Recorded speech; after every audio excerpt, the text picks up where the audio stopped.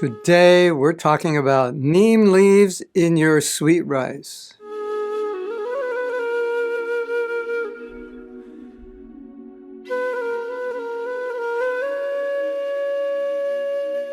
What does that mean? I don't eat neem leaves in my sweet rice. I don't even eat neem leaves. Well, if you've ever eaten a neem leaf, it's very bitter. And to explain neem leaves in the sweet rice, I'm going to tell a story. And this is a true story about a man, it was a homeless man, who wandered once into our temple in San Diego. And he hadn't bathed probably in weeks, neither had he changed or washed his clothes in weeks. So you could imagine the stench that was coming from his body. He walked into the temple room, and actually the whole temple room started to stink. And nobody could stay in the temple. We had to open the doors, open the windows. It smelled so bad. It's kind of like a skunk that just, his odor was everywhere. You know, just has incense, finds its way into your clothes, and tobacco finds your way into his clothes. Well, this stench kind of found its way into everywhere in the temple. And then a few minutes later, the man left the temple and he was really angry. And you know why he left the temple? He said, "This temple smells bad. I'm leaving. I don't like it here. This place is dirty. It smells horrible." Of course, excuse me, of course, he was the one who made it smell bad. So, neem leaves in the sweet rice is an answer to the question, why is it that I'm practicing Krishna consciousness, but I don't always feel happy? I don't always feel satisfied. It's because there's neem leaves in the sweet rice, or you haven't bathed in 3 weeks and you're coming to the temple and the temple is not smelling good because of you. Krishna consciousness is blissful.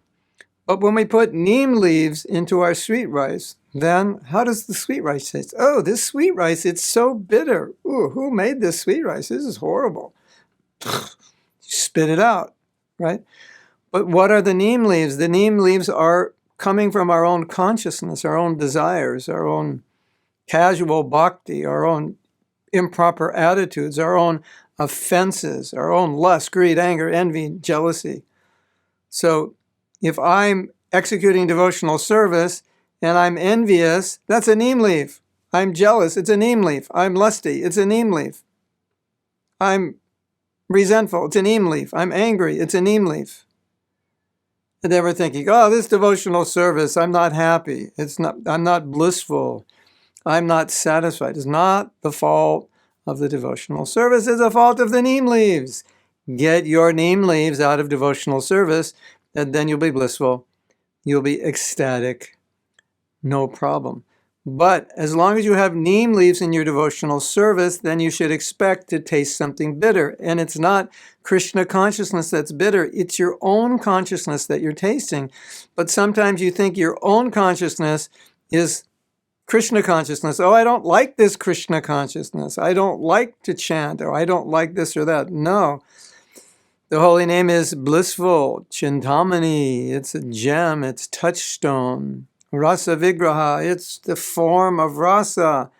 What is the problem? It's not the holy name, it's not the problem. The problem is the neem leaves in our consciousness. So, it's time for a song.